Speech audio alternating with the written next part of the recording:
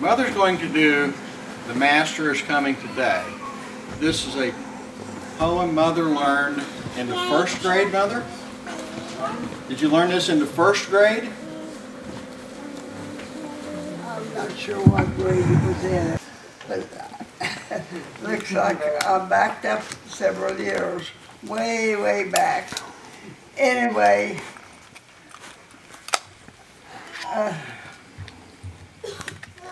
what was I not saying a while ago? The Master is Coming Today. Well, that's what I'm going to say now. I missed the word already. The Master. Anyway, he has me down for a recitation. And this recitation I memorized when I was in grade school, way back up in the hills of Upshur County at Arlington, West Virginia. And it never left my head. I still have it in there. So I'm going to see what I can do with it right now. The title is The Master is Coming. They said that the Master is coming to honor the town today, and no one knows at whose house or home the Master will choose to stay. And I thought while my heart beat wildly, what if he should come to mine? How would I strive to entertain and honor the guest divine? So straight I turned to toiling to make my house more neat. I swept and polished and garnished and decked it with blossoms sweet.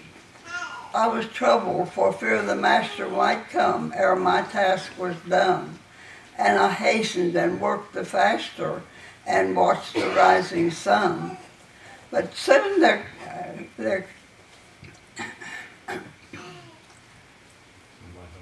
but right in the midst of my duties, a woman came to my door.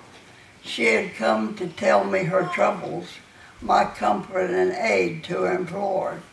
And I said, I cannot listen or help you any today. I have greater things to attend to. And the woman turned away. But soon there come another, a cripple, thin, pale, and gray, and said, oh, let me stop and rest a while in your home, I pray. I've traveled far since morning. I'm hungry and faint and weak. My soul is full of misery, and comfort and health I seek. And I said, I'm sorry for you, but I cannot help you today. I look for a great and a noble guest, and the cripple turned away.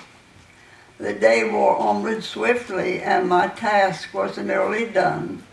A prayer was ever in my heart, that the Master to me might come. I thought I would spring to greet him and serve him with utmost care, when a little child stood before me with a face so sweet and fair, sweet but with marks of teardrops, and his clothes were tattered and old. His hands were bruised and bleeding, and his little bare feet were cold. And I said, I'm sorry for you. You're surely in need of care, but I haven't time to give it. You must hasten on elsewhere. At these words, a shadow swept over his blue, blamed brow. Someone will clothe and feed you, dear, but I am too busy now. At last the day was ended. The work was over and done. My house was swept and garnished, and I waited in the dusk alone. Waited, but no footfall sounded. No one paused at my gate. No one entered my cottage door. I could only pray and wait. I waited till night had deepened, and the Master had not come. He's entered some other door, I cried, and gladdened some other home. My work has been for nothing, and I bowed my head and wept. My heart was sore with longing, yet in spite of it all I slept. Then the Master stood before me, with a face so grave and fair. 3 times today I came to your door, and craved your pity and care. 3 times you sent me onward, unhelped and uncomforted, and the blessing which might have been yours is lost, and your chance to serve has fled. And I said, "Oh Lord, dear Lord, forgive me. How could I know it was thee? My very soul was burdened in the depths of humility." And he said, "The sin is pardoned, but the blessing is lost to thee. For comforting not the least of these, you have failed to comfort me." Amen. Amen.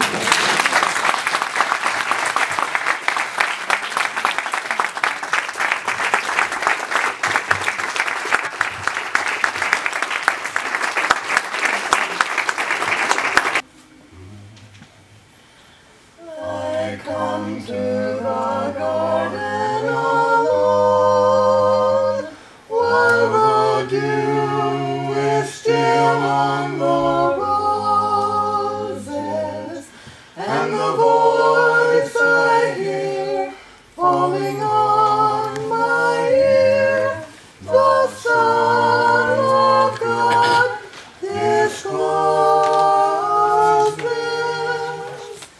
and he walks with me, and he talks with me, and he tells me I am his Lord, and the joy we share as we tarry there, none other has ever